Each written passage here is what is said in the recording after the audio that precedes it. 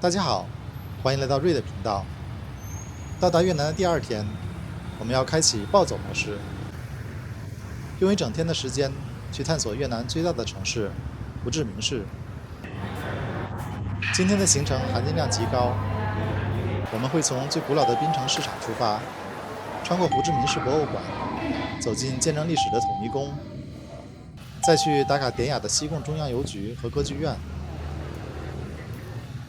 当然，如果坚持看到最后，我会带您走进胡志明夜生活的天花板——范武老街，感受一下这里成年人世界的疯狂夜晚。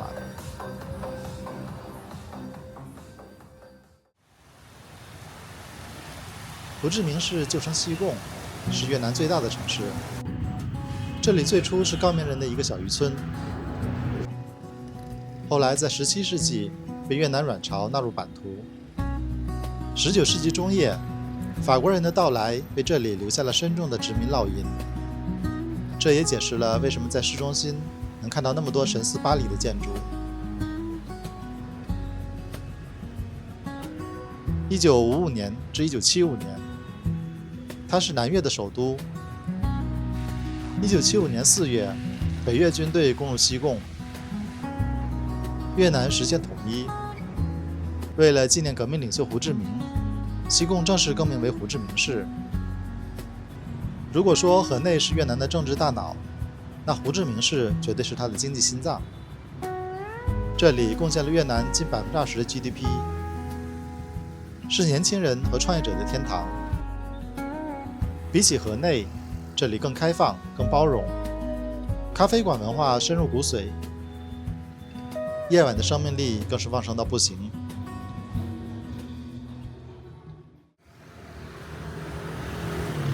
范武老街是胡志明市最著名的背包客区和夜生活中心，被誉为越南版的考山路。周末，街道会禁止车辆通行，成为步行者的天堂。白天这里相对普通，但入夜后，街道瞬间充满活力。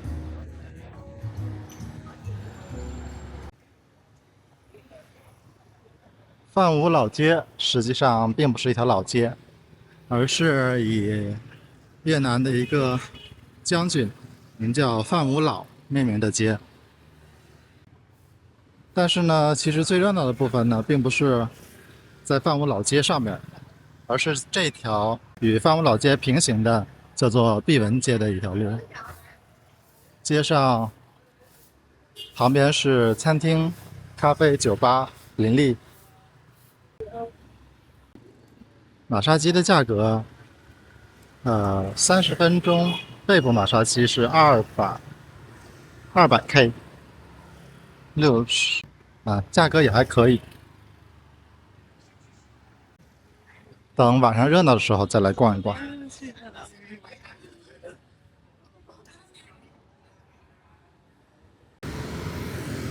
混乱的摩托车大军。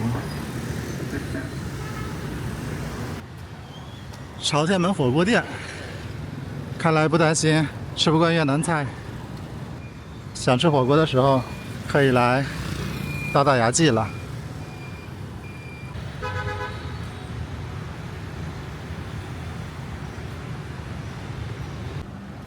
欢迎按赞、订阅、分享、热推，并开启小铃铛。您的肯定是我创作的最大动力。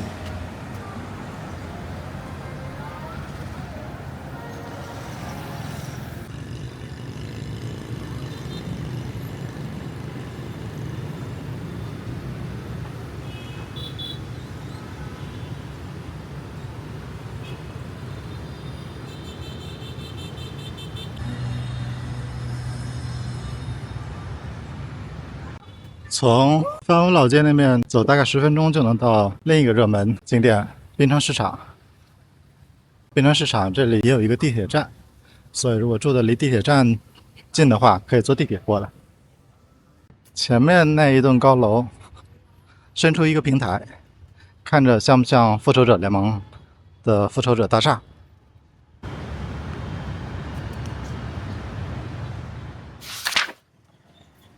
离范武老街不远，是胡志明另一个著名的观光景点滨城市场。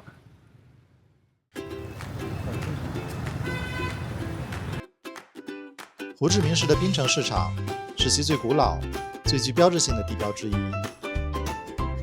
已有100年历史，拥有东南西北4个特色拱门，其中南门的钟楼是其象征。这里汇集了超过1400个摊位，商品包罗万象，从奥黛、漆器、咖啡等特色纪念品，到地道的越南河粉、春卷等美食，应有尽有。逛这里记得要砍价，现金一定要带够，同时管好自己的包包。鞋、衣服、包，当然了，真假就不一定。可以来逛逛，买一些有一些越南特色的印花衣服。当然，砍价的水平一定要很高，因为我并不太会砍价，所以这一趴就过了。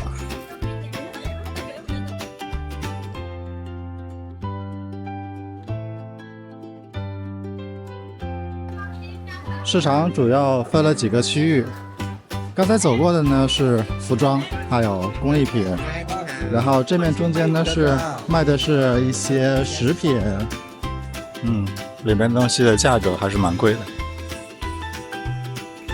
最后还是只看不买，转了一圈就出去了。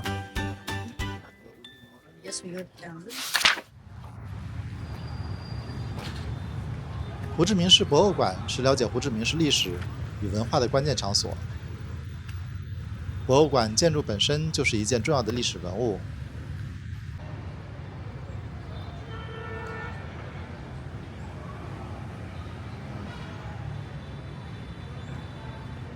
它最初是1885年由法国人修建的加隆宫，具有新古典主义建筑风格，曾作为交趾支那总督的官邸和政治中心。博物馆展示了越南人民，特别是胡志明市地区人民的历史，包括他们抵抗外国侵略的斗争史。展品涵盖史前文物、传统文化和近代革命与战争时期的物品。博物馆门票是3万越南盾，若携带专业相机入内拍摄，需额外支付约2万越南盾。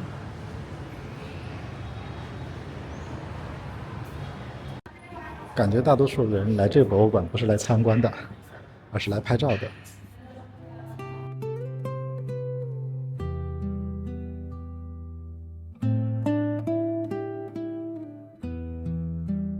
胡志明是人口增长的历史，从刚建成时期的约1万人到25年的1400万人，现在是越南的第1大城市，同时也是越南的经济、贸易、金融中心。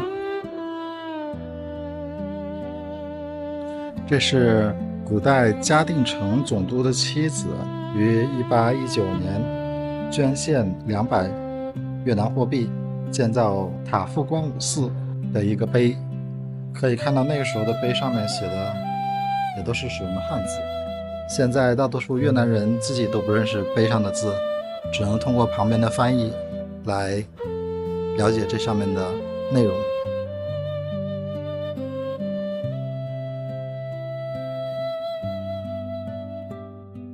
这雕花的柜子像我小时候老家老房子里的柜子。这里介绍的很多的是越南的传统文化和古代的乐器，但是呢，这些乐器一看呢，应该都是发源于中国。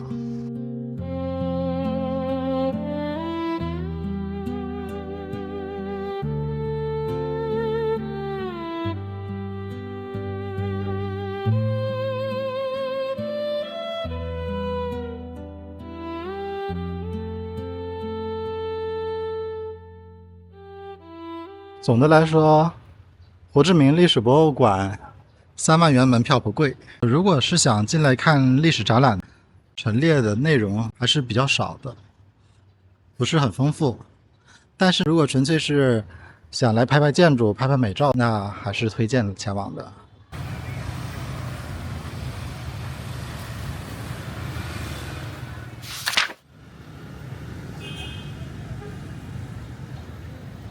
从胡志明历史博物馆出来，大概走个10分钟左右就能到胡志明的独立宫。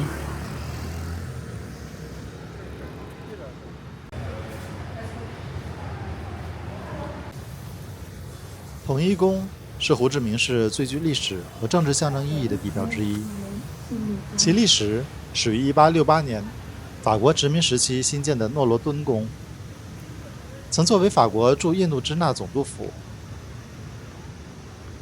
1954年，法国撤离后，它被移交给南越政权，并更名为独立宫，成为总统官邸。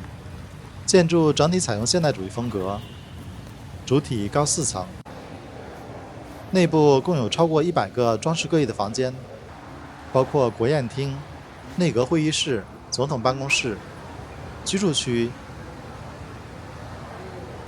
以及设有坚固掩体和通讯设备的地下军事指挥中心。1975年4月30日，北越解放军的坦克撞开大门，攻入宫内，南越政权在此无条件投降，标志着越南战争的结束和国家的统一。如今，宫殿内部基本保持着1975年的原貌。统一宫门票有3种，一种是包含统一宫加上电瓶车再加上展览的3个游览项目的总套票，另外一种是没有电瓶车的套票，最后一种是买单独的统一宫或者是展览的门票。大多数游客还是选择第3种，只买一个统一宫的门票，这样是只需要4万越南盾。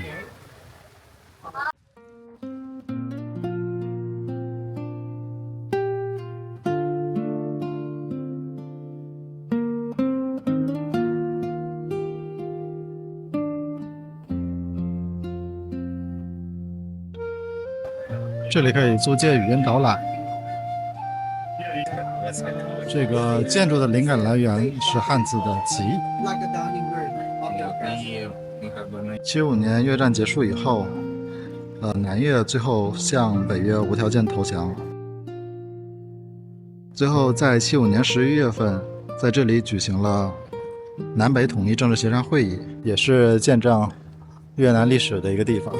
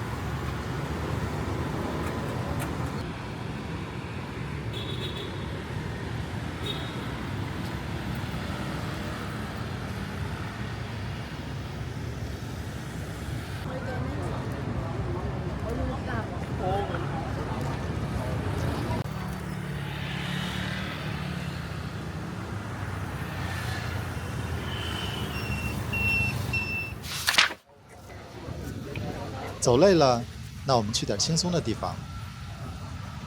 西贡中央邮局与西贡圣母大教堂相邻，是一座建于19世纪末的法式殖民时期标志性建筑。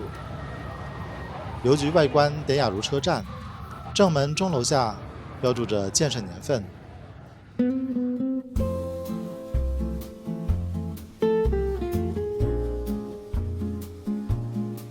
内部拥有高大的拱形天花板、圆形花窗、大吊灯等华丽装饰。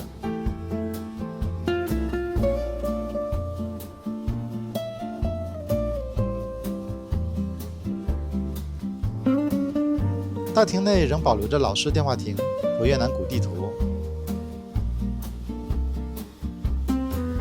这里免费开放，游客可以在此邮寄明信片。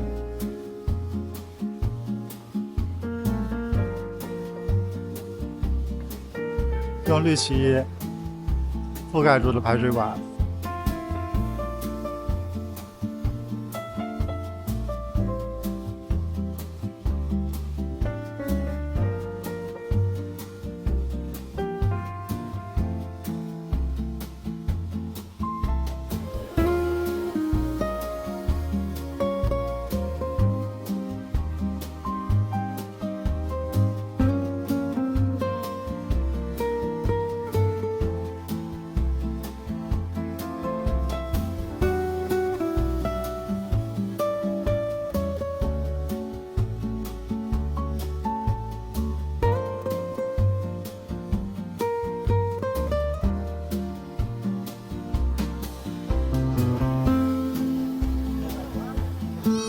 中央邮局的建筑很美，里面呢也值得一逛。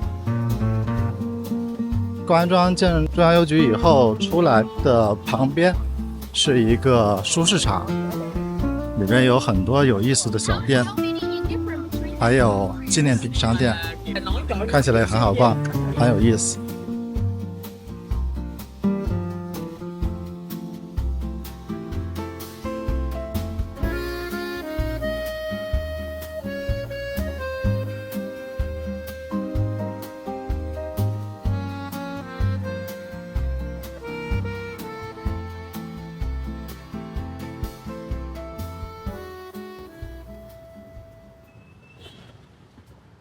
胡志明也有共享单车，就是不知道怎么使用。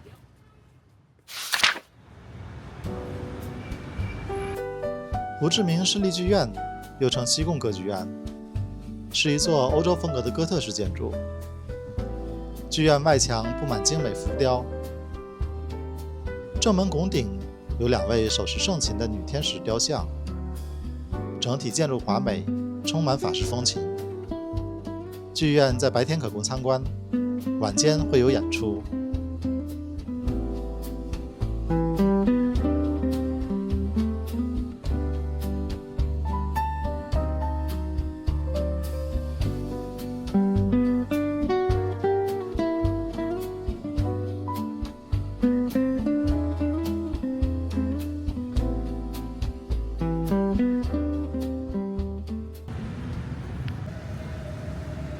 路过西贡河畔时，你还会看到威严的陈兴道雕像。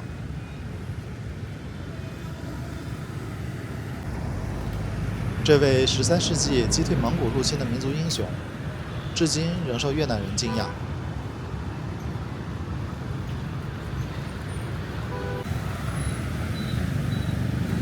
雕像前的这条马路，堪称胡志明行人的噩梦。没有红绿灯，巨大的车流和摩托车流让行人横穿成了巨大的挑战。没有经验的话，建议多凑几个行人一起壮胆过去。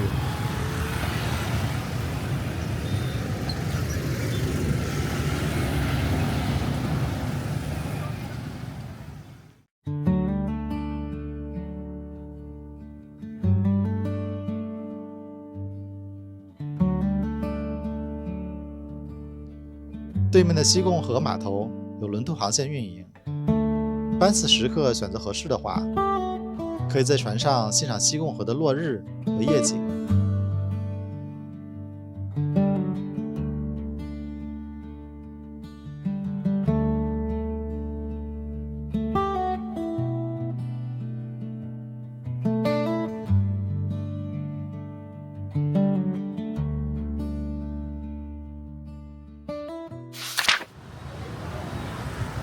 最后，欢迎来到胡志明的狂欢时刻。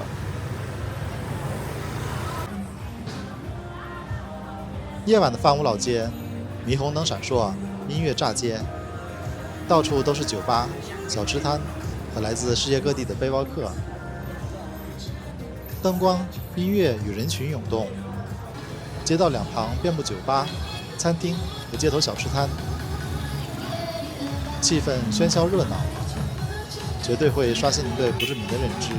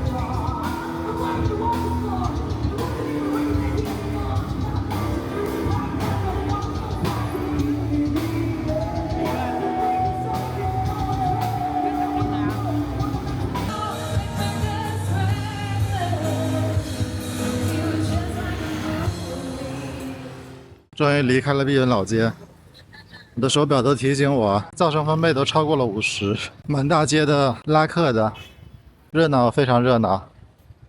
但是对于不习惯这种热闹的我来说，体验一下就可以了。这一条才是真正的范屋老街，和其他的街没什么区别，交通繁忙，但是呢，旁边就没有酒吧和餐厅，没有那么热闹。所以大家来胡志明的时候，如果是要去范屋老街的话，一定记得实际上去的是碧文街。紧挨着范屋老街的就是一个巨大的一个长条形公园，叫做9月23日公园。公园里到处都是锻炼、散步的人群，和吵杂热闹的碧文路相比，简直是两个世界。